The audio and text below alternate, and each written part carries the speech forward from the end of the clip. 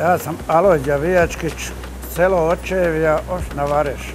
Ovo ovdje trenutno se zove, gdje sad boravimo, Kovačija ili Majdan. Mi smo prije zvali Majdan, sad ponovo me Kovačija, zvana Kucača.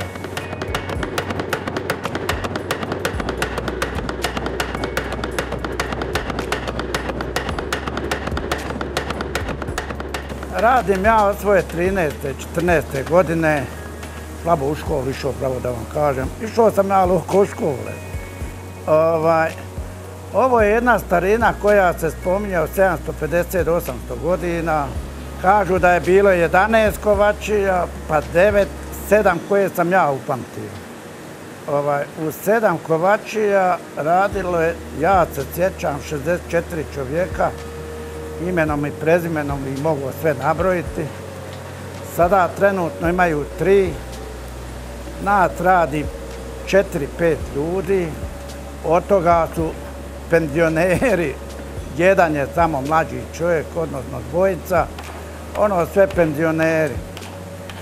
Meni se čini da se privodi kraju, nema ko raditi, mladi narod ode, jer je ovaj posao težak, tako da se ovdje na ovom području, na ovoj riječici, to sam ja upamtio, puno radilo i puno se je proizvodilo nekada.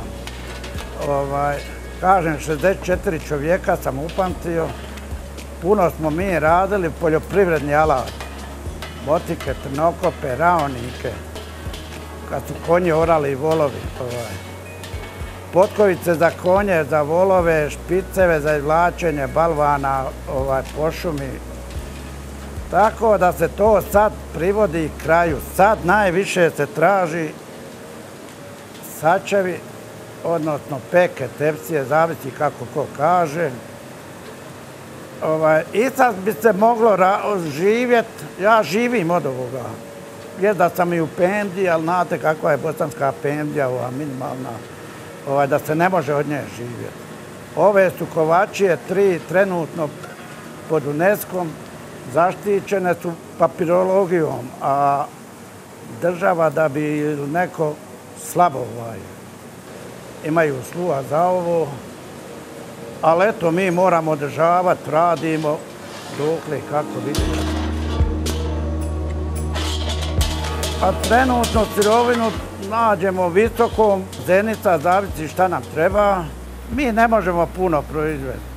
Danas ako napravimo 2 sača, 2 tepsije, ali dvojica.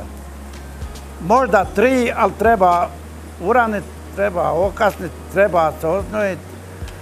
Mi to zagrijajemo na drveni ugalj. Drveni ugalj još trenutno mi ovdje proizvodimo. U stvari dolazi nam čovjek iz Busovače. Prije smo bili ovdje naši ljudi, a to je sve ostarilo. Rekao sam vam malo prije, mlađi otišli. Tako da trenutno ovdje nema niko da se bavi da pali ugalj. A drveni nam ugalj je potreban za zagrijavanje materijala koji radimo. Mi smo prije rata i poslije rata plasirali pretežno na pijacama.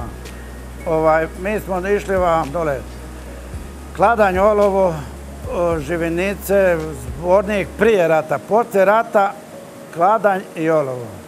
Do korone držao sam te 2 pijace, a svašta se nešto prodavalo, malo potkovice, malo motika, ali to je malo, sačevi i tako. Korona je učinila svoje, tako da sam napustio Živinice, malo je podaleko, najviše kući, onda sada malo telefoni, malo brze pošte i tako, pretežno kući. Ja u Kladanj idem da malo dušu odmorim i malo radi prijateljstva ovih starih prijatelja koje sam upoznao, jer otac mi je išao od 48. godine, samo je ga rat prošli nesretni prekinuo, tako da sam ga ja naslijedio. Još malo u Kladanj, to je pitanje dana, zimi nećemo ići, loše vrijeme i tako. Pretežno kuća, mobiteli, telefoni, brze pošte. Pa ovo mi je sin, on radi u državnoj firmi, men povremeno dođe po potrebi, jer ja ne mogu sam tepsije napraviti. On mi pomogne tepsiju napraviti, još koje šta odradi, malo kućice zanima, malo drva, malo kod. Držimo za sebe jednu kravicu, nakosi malo i tako, pomalo svačim se bavim.